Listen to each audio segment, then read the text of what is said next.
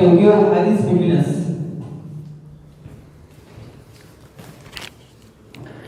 Assalamu alaikum warahmatullahi wabarakatuh. Alhamdulillah.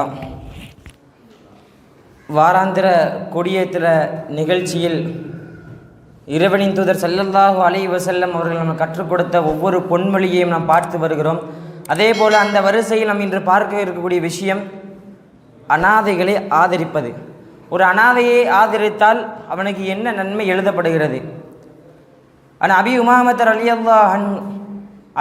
ரலியல்லாஹு அன்ஹு அறிவிக்கின்றார்கள், அஹமது என்கிற கிதாபிலே பதிவு செய்யப்படுகிறது, யார் ஒரு ஆதரவற்றவருடைய தலையை இறைவனுக்காக அன்பாக தடவி கொடுக்கின்றாரோ,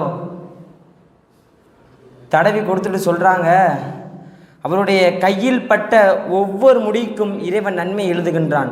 ஒரு அனாதவற்றவர் தலையை தடவி கொடுக்கிறாரு, அவரோட தலையை தடவி கொடுத்தாலும் முடியெல்லாம் கையில் படும்ல, அந்த முடியில் இருக்க எம்புட்டு முடி அந்த தடவி கொடுத்த ஒரு கையில் படுதோ அத்துணை நன்மைகளை இறைவன் எழுதுகின்றான். அதை கூறிட்டு சொன்னாங்க, யார் ஆதரவற்றவரை ஆதரிக்கின்றாரோ, ஒரு ஆணோ ஒரு பெண்ணோ ஆதரிக்கிறாரோ, நாளை சுவனத்திலே 2 விரலை காட்டி சொன்னார்கள், இப்படி இருப்போம், எப்படி இந்த 2 விரல்களை இணைந்து இருக்குதோ அதே போன்று நாங்கள் இருப்போம் என்று சொன்னார்கள்.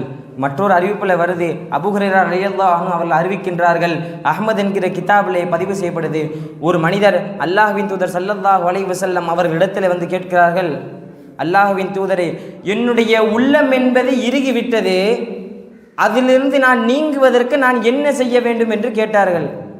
அதற்கு ரசூல் ஸல்லல்லாஹு அலைஹி வஸல்லம் அவர்கள் சொன்னார்கள், ஒரு ஆதரவற்றவருடைய தலையை தடவிக்கொடு என்று சொன்னார்கள். பிறகு சொன்னார்கள், ஒரு ஏழைக்கு உணவளி என்று சொன்னார்கள். ஒரு ஏழைக்கு உணவளிக்கணும், அதை சொல்லுகிறார்கள். ஆக இன்றைக்கு எத்தனையோ ஏழைகள் இருக்கிறார்கள், எத்தனையோ ஆதரவற்றவர்கள் இருக்கிறார்கள்.